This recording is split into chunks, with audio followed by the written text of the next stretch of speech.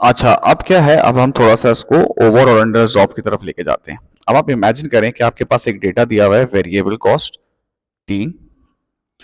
उसने कहा आपकी फिक्स कॉस्ट बजटेड, हम लोग फिक्स कॉस्ट हमारी आएगी 1000 और बजटेड यूनिट्स होंगे आपके 200, और ये टोटल दी हुई है आपको, सही ना। इसका मतलब क्या हुआ कि हमारी फिक्स कॉस्ट कितनी थी 1000, यूनिट्स कितने थे 200, तो ये कितनी आ गई 5। ये मैं बताना चाह रहा हूँ कि ताकि आपके पास जब पेपर आ जाए ना या पास पेपर है तो आपको असल में समझ में आए। अच्छा, जो ये बात लिखी हुई होती है उसके पीछे लॉजिक क्या है, जैसे इसी बात को मैं अलग तरीके से लिखूंगा।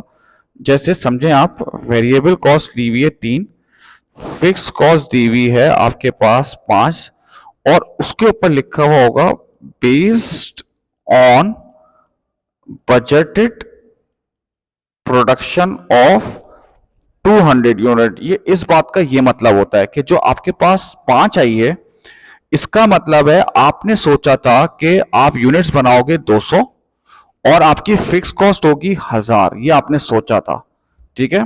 और जब भी आप एस्टिमेट करते हैं तो एट द एंड या तो आप ओवर एस्टिमेट कर देते हैं या आप अंडर एस्टिमेट कर देते हैं, ठीक है। अब होगा क्या, अब आपके सामने डेटा दिया हुआ है कि आपके पास एक्चुअल जो सेल्स हुई हैं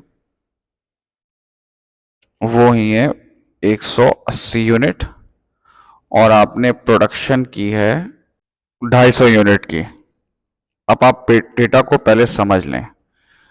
आप जो कि ये फिक्स कॉस्ट निकाली थी, इसमें आपने सोचा क्या था कि हमारे फिक्स ओवरहेड होंगे 1000 और हमारे यूनिट्स बनेंगे पूरे साल में 200, जबकि साल के एंड में आपने कितने यूनिट्स बेचे 180, और आपने यूनिट्स कितने बनाए हैं 250, ठीक है। अब एब्जॉर्प्शन पे क्या फर्क आएगा इसका, पहले तो एब्जॉर्प्शन पे आप देखेंगे कि यूनिट कॉस्ट आपकी किससे बेस करती है, वेरिएबल प्लस फिक्स्ड। यानी कि आप इधर देखें भाई, वेरिएबल कॉस्ट कितनी है 3 और फिक्स कॉस्ट कितनी है 5, यानी कि ये हो गई 8। अब जरा इसकी करते हैं भाई सेल्स, 180 यूनिट्स है, और आप समझेंगे इसकी सेलिंग प्राइस समझें कि दी हमने वो की है कि 20 है, ठीक है ना। 180 इंटू 20 ये आ रहा है 3600। अब प्रोडक्शन आपने की है 250 यूनिट की, और वेरिएबल प्लस फिक्स 8, 2000। अच्छा, प्रोडक्शन आपने की थी एक 250 यूनिट की और बेचे कितने हैं 180, तो बच कितने का है आपके पास 70 इंटू 8। 2000 में से माइनस कर देंगे 560, 1440 और 3600। अब बहुत ध्यान से देखना बेटा।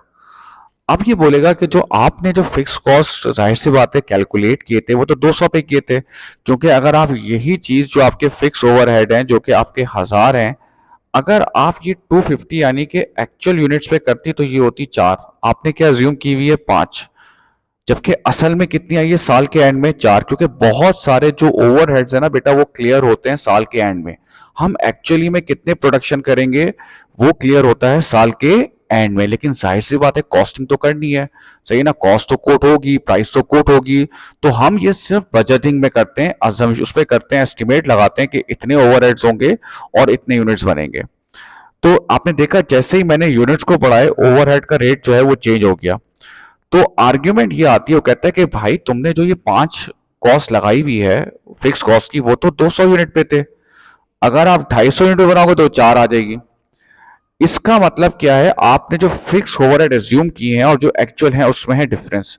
उस डिफरेंस को आप खत्म करने के लिए ओवर और अंडर एब्जॉर्ब का कॉन्सेप्ट लेकर आते हैं। जैसे आपने एब्जॉर्ब मतलब रिकॉर्ड कितने कर लिए हैं, हमने एक्चुअल कितने यूनिट्स बनाए 250, 250 में हम कितना रिकॉर्ड कर चुके होंगे, जो फिक्स कॉस्ट जो कितनी थी 5, ये हम ऊपर रिकॉर्ड कर चुके होंगे, डिफरेंट यूनिट्स बनाते जा रहे होंगे और इसमें हमने ये डालते जा रहे होंगे 1250, ठीक है।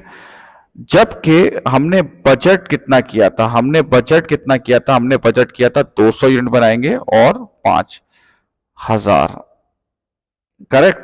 तो बेटा जो हमने एब्जॉर्ब किया है वो हमने ज्यादा किया है, वो हमने ओवर एब्जॉर्ब किया है कितने से, 250। ओवर एब्जॉर्ब का मतलब क्या है, आपने कॉस्ट को ज्यादा रिकॉर्ड किया है। देखो होनी कितनी चाहिए थी, ये शुड है, और हमने कितनी रिकॉर्ड की है, रिकॉर्ड करे जा रहे थे हम, एब्जॉर्ब करे जा रहे थे 5। तो इसका मतलब है हमने ज्यादा रिकॉर्ड किए, ओवर एब्जॉर्ब कर दिया, हमने ज्यादा ओवरहेड को रिकॉर्ड कर दिया, जिसकी वजह से हमारी कॉस्ट क्या हो रही होगी, ज्यादा हो रही होगी। कॉस्ट ज्यादा हो रही होगी तो प्रॉफिट क्या हो रहा होगा, कम हो रहा होगा। तो हम प्रॉफिट को क्या कर देंगे बेटा, बढ़ा देंगे, जो आ रहा है 2410। अब देखें मजीद, अगर आप अच्छी लॉजिक और क्लियर करना चाहते हैं ना, तो इस सवाल को भी देखें। अब आप फिर समझें, वेरिएबल कॉस्ट है 5, और आपने सोचा था कि फिक्स कॉस्ट है आपकी 3, based on budgeted units of 500। Is that right? आपने इसका इसका मतलब क्या है, आपने सोचा 500 इंटू 3, फिक्स कॉस्ट है हमारी आएगी 1500 और हम यूनिट्स बनाएंगे 500। तो इसका मतलब है 3 आपकी फिक्स कॉस्ट बन रही होगी जब आपने सोचा होगा फिक्स कॉस्ट होगी 1500 और यूनिट्स होंगे 500। ठीक है। अब एक्चुअल यूनिट्स और सेल्स हुई हैं, एक्चुअल जो यूनिट्स और सेल्स हुई हैं वो हुई हैं 600, और आपकी सेलिंग प्राइस है 12। अब बहुत ध्यान से सुनना ये ओवर और अंडर एब्जॉर्ब में, क्योंकि बच्चों को बहुत प्रॉब्लम होती है और मैं कोशिश कर रहा हूं कि ये अलग अलग तरीके से मैं आपको समझाने की कोशिश करूं। अब आपने कहा चले भाई सेल्स हो रही है कितनी, 600 इंटू 12, ये आ रही है 7200, और 600 एज पर एब्जॉर्प्शन आपकी यूनिट कॉस्ट से बेस करेगी, वेरिएबल प्लस फिक्स। वेरिएबल देखें ऊपर कितनी है 5, फिक्स कितनी है 8, 4800। ठीक है, ये आ गया आपका 2400। अब आप देखें कि आपने जो ऊपर जो फिक्स कॉस्ट अज्यूम की थी वो आपने 500 यूनिट पे की थी, जबकि एक्चुअल आपने यूनिट्स बनाए 600। जाहिर सी बात है अगर आपने 600 सोचा होता तो कॉस्ट पे फर्क आता, लेकिन चलो हम उसको एडजस्ट कर देंगे। हम उसको एडजस्ट कैसे कर देंगे, एब्जॉर्ब। एब्जॉर्ब का मतलब है आपने रिकॉर्ड कितनी की ऊपर, देखो 600 में आप 3 यानी कि 1800, इस 600 में ये जो 8 है, 8 में से 3 किसका है, फिक्स कॉस्ट का है ना। इसीलिए मैं कह रहा हूं कि ये हम एब्जॉर्ब मतलब ऊपर रिकॉर्ड कर चुके हैं, जबकि हमने सोचा कितना था, बजटेड हमने कितना सोचा था, 500 यूनिट इंटू 3, 1500। तो अब आप देखो जो आपने एब्जॉर्ब किए वो ज्यादा किए कम किए, आपने एब्जॉर्ब किए ज्यादा, कितने से, 300। तो ओवर एब्जॉर्ब का मतलब क्या है, आपने कॉस्ट को ज्यादा एज्यूम किया था जिसकी वजह से प्रॉफिट कम आ रहा था, तो आपने प्रॉफिट को बढ़ा दिया। अब मैं आपको इसकी एक और तरीके से इसी चीज को बताता हूं। देखो अब अगर तुम्हें ये डेटा दिया हुआ होता एक्चुअल का, क्या डेटा दिया हुआ होता कि वेरिएबल कॉस्ट है आपकी 5, एक्चुअल ओवरहेड्स जो है आपके हुए हैं 1500, जबकि एक्चुअल यूनिट्स हैं 600। 1500, ये 1500 था ना ओवरहेड से, डिवाइडेड बाय 600, ये आ रहा है 2.5, ये फिक्स कॉस्ट आ रही है 2.5। Is that budgeted, is that estimation? No sir, it's not, ये आपकी एक्चुअल है। इसका मतलब क्या है, ये आपने कोई एस्टिमेशन नहीं ली है, आपने साल के एंड में देखा कि यूनिट्स कितने थे और साल के एंड में कितने कॉस्ट थी, आपने उससे एक ओवरहेड फिक्स कॉस्ट निकाल ली। अब ये मिला के कितना हो गया, 7.5 हो गया, करेक्ट। तो सेल्स कितनी है, 7200। प्रोडक्शन कितनी है, जरा देखो प्रोडक्शन कितनी है आपकी, 600 into 7.5, 7.5 variable plus fix, 600 into 7.5, ये आ रहा है 4500। इसको इसमें से माइनस कर दिया तो मेरे पास देखो आ गया 2700। ठीक है बेटा, इसका मतलब क्या है कि कभी वो आपको सवाल में जब डायरेक्ट फिगर्स देखता है ना कि वेरिएबल कॉस्ट इतनी है, फिक्स कॉस्ट इतनी है, तो हम उसमें ओवर और अंडर एब्जॉर्ब नहीं देते क्योंकि वो एक्चुअल फिगर्स लिखी हुई होती है।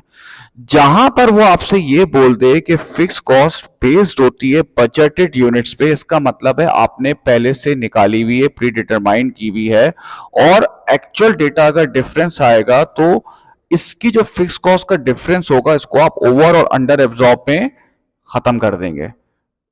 बात समझ में आती है? ओवर और अंडर एब्जॉर्ब निकाल के खत्म कर देंगे क्योंकि आपने एस्टिमेशन ली थी।